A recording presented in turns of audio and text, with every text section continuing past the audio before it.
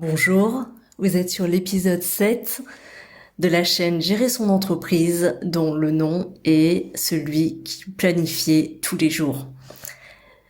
Je m'appelle Christine Nguyen, j'accompagne les créateurs et les gérants d'entreprise à piloter leur entreprise de manière claire et avec sérénité. Bonjour à vous, je suis ravie de vous accueillir pour l'épisode 7 de la chaîne qui fait suite du coup à l'épisode 6 dans lequel je vous parlais de la planification de vie. En fait, je vous expliquais que avoir un plan de vie à dans 10 ans était important et se décliner ensuite sur 5 ans, sur 1 an, sur 3 ans et sur 6 mois. Et dans cet épisode, l'épisode de ce jour, je voudrais vous parler de la planification, en fait, vraiment au jour le jour, comment faire et comment moi je m'organise. Alors, pour ce faire, en fait, j'ai une vision des objectifs que je veux à dans 3 mois et je les décline aux objectifs que je veux dans 1 mois. Ensuite, les objectifs du mois, je les liste vraiment sur... Alors moi, j'ai un livre qui s'appelle Productivity Planner, qui est édité par Intelligent Change. Donc c'est vraiment un carnet que j'ai fait venir des États-Unis, qui en fait récapitule. Il y a un récapitulatif semestriel, de la semaine, donc hebdomadaire.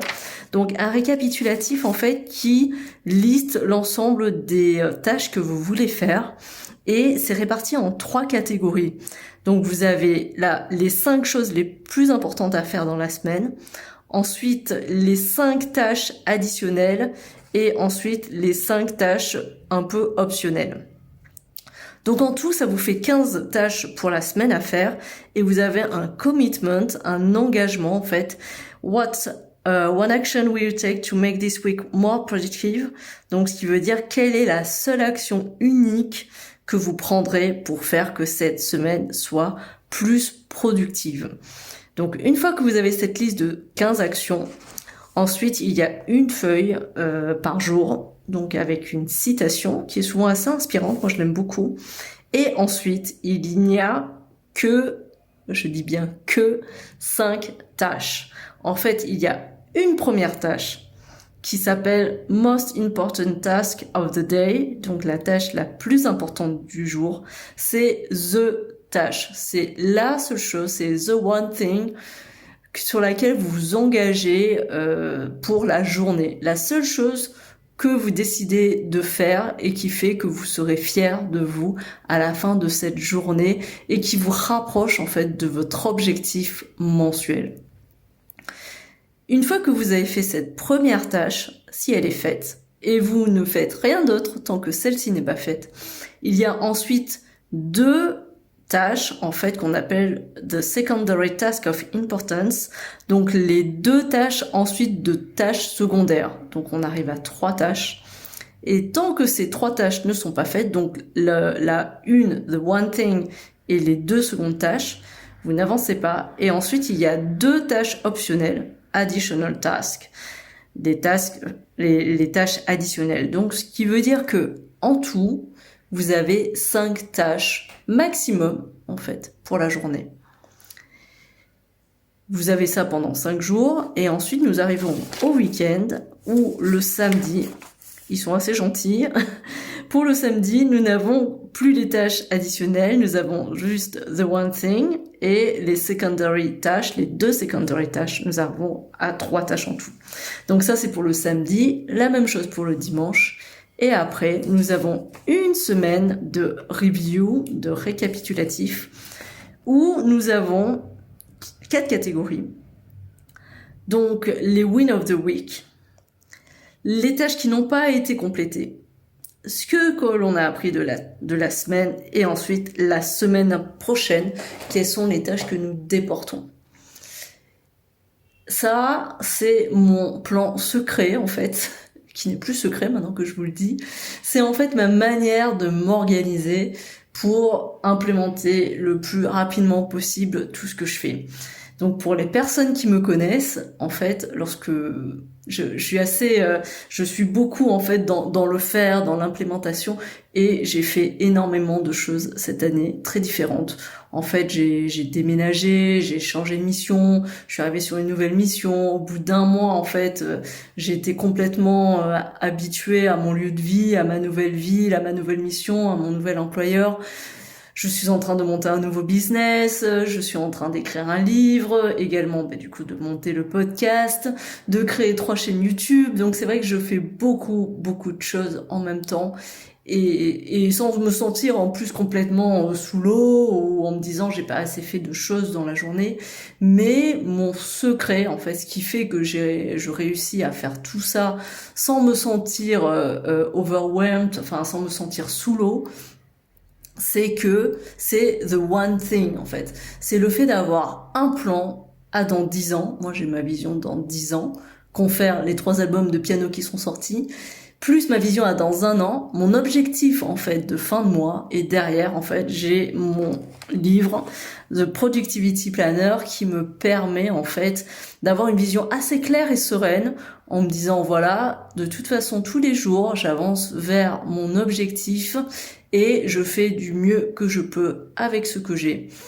Et ça, c'est vraiment nouveau parce qu'il y a encore jusqu'à il y a 1 mois, j'avais tous les jours des to-do list de 20 items et évidemment à la fin de la journée, je finissais avec, dans le meilleur des cas, une dizaine d'items qui étaient faits, mais il me restait toujours des choses à faire.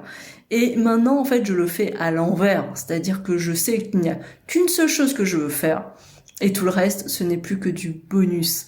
Et c'est ce qui me permet en fait de continuer à jouer du piano, de sortir en week-end et de pouvoir avoir la vie que je vise et dont j'ai envie en étant fière de moi, en me disant j'ai bien avancé, je sais que je vis, que j'aime ce que je vis et que je vise les choses que j'aime.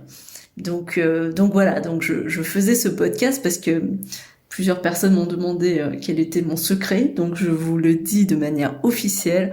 Mon secret pour implémenter, c'est avoir un plan et avoir un cahier sur lequel j'écris en fait l'avancée de mon plan en fait. Donc c'est The Productivity Planner. Donc ce n'est pas un lien affilié, hein, je n'ai aucune royalties de vous parler de ce planner, mais c'est vrai que j'ai une passion en fait pour tout ce qui est agenda de manière globale et tout ce qui est organisation de manière secondaire. Donc un agenda d'organisation, je peux vous dire que je n'en peux plus.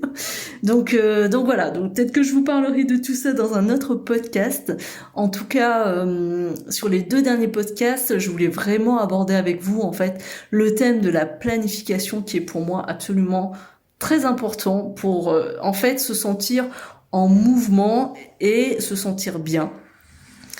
Après, j'ouvre une toute petite introduction sur les épisodes suivants, c'est-à-dire que ce que je vous dis, c'est pas, en fait, je voudrais pas que vous l'interprétiez mal, je ne vous dis pas qu'il ne faut que je ne suis pas bien en fait à l'instant T. C'est-à-dire que actuellement, j'aime beaucoup la vie que j'ai beaucoup de gratitude pour tout le chemin que j'ai parcouru qui m'a permis d'être là où je suis avec les personnes que j'aime et qui m'entourent.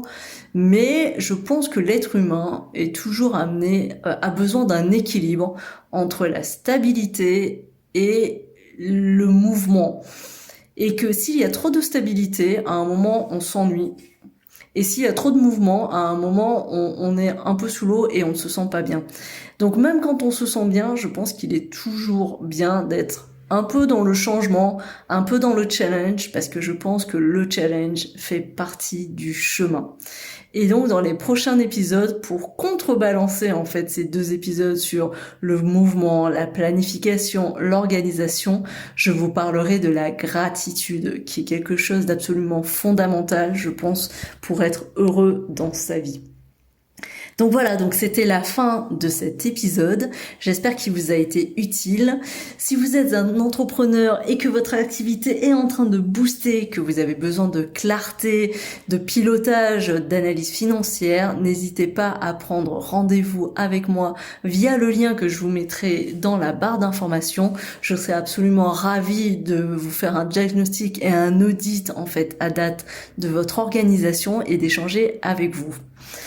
Je vous dis à très bientôt, je vous remercie pour votre attention et je vous dis à la semaine prochaine, jeudi matin, pour le prochain épisode de podcast.